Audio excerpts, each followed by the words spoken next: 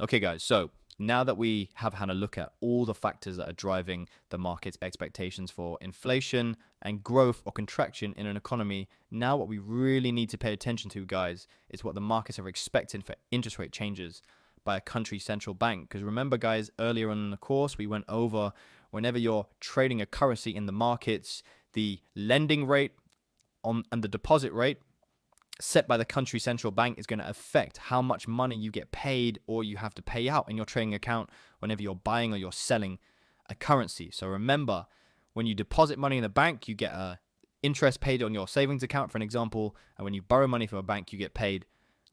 So you have to keep your charge and interest rate. So remember, that interbank rate that is set by the central bank affects the forex market as well. So if the interest rate in the United States is 0.25%, that's the central bank's interest rate target. And the central bank in Russia, for an example, has an interest rate of 6.5%. Whenever you're trading the currency markets, as I was explaining earlier, if I'm borrowing US dollars to buy Russian rubles, I'm getting charged 0.25% on the US dollars I borrowed to finance the purchase of the Russian ruble, but then I'm going to get paid 6.5% interest on the Russian rubles I'm purchasing. So I'm making a profit if I sell this currency pair and I buy the ruble and I sell the dollar in exchange to put on that trade. On the flip side, as I said, guys, if I sell the Russian ruble to buy the US dollar, I'm paying out 6.5% of the rubles that I borrowed to finance the purchase of the dollar, but I'm only getting paid 0.25%. So interest rates are very crucial. And as I was saying, it really does drive the currency markets because investors are not going to be buying a currency with a lower interest rate than another currency unless markets are expecting interest rates in this country to come down or interest rates in this country to start increasing and acting change the flow of money, as I was showing you in the previous video, making money from exchange rates. So, and what we need to do is we need to basically get a good idea as to what the markets are predicting for the central bank to do with their own interest rate policy. So what we do is we go onto the Bloomberg terminal. And the Bloomberg terminal gives us a really cool tool where we can actually see what the markets are expecting over the next 3 months to 3 years in terms of interest rates. So for the United States right now, the markets are not betting on any interest rates over the next 12 months. Now, even though there's high inflation in the United States, way above the central bank's target, the only reason the Federal Reserve is saying they're not going to raise interest rates is because as the US economy comes out of the pandemic and they're reopening the economy, it is causing inflation to go higher, but they're saying it's temporary inflation. So they're saying just because so many people are coming back into the economy with all this money to spend that the government was supporting and through the pandemic with, now they're spending that money in the economy, and because businesses have to let go of a lot of workers at the time when the economy was shut down, now there's a shortage of labor and businesses are struggling to meet the demand. So they are trying to quickly scramble to meet that demand, and it costs more money for businesses and they're having to raise prices to try to meet that demand, and that's causing inflation. But they're saying as that eases, inflation should come lower.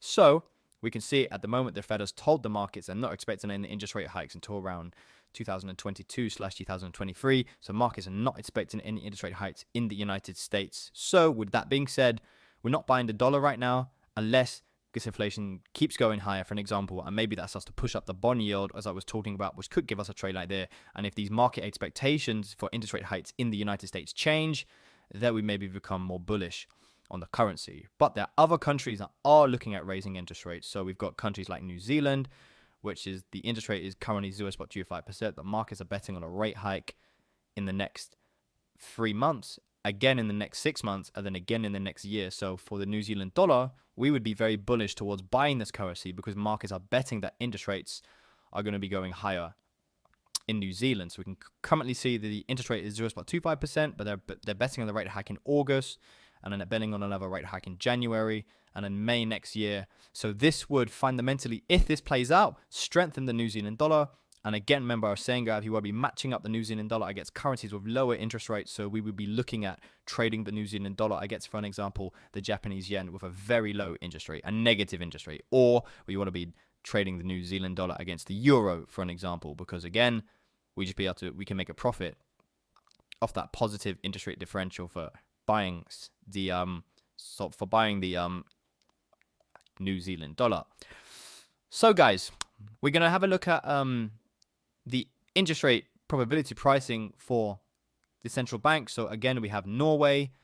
Markets are expecting interest rate hikes in Norway. So again, this means we'll be bullish on the Norwegian krona, for an example. We have interest rate hike expectations in other countries as well, like Mexico, so 4.25%, but we've got more interest rate hikes expected. So this is how we start to generate our trade ideas based on interest rates, because we know, as I was touching on, guys, it's going to have an impact on the currency market. So this is now like the final jigsaw of our fundamental bias towards buying a currency. Now we're looking at what interest rates are doing, and we've already looked at the commodity currency, so we know if oil is going up, we would be buying, for example, the Canadian dollar or the Russian ruble or the Norwegian krona. But most importantly, as I was saying, guys, for currencies that are not exposed to commodity prices, this is the key driver where you have to look at the interest rate market expectations, because that's really going to cause a currency to get stronger or weaker in the markets. So we've got the break-even inflation rates. We've got current levels of inflation. We know we can look at the bond yield to see if a currency can go higher on because of that. And then we are then looking at the interest rates market expectation by the central bank. And this is here we have all the countries.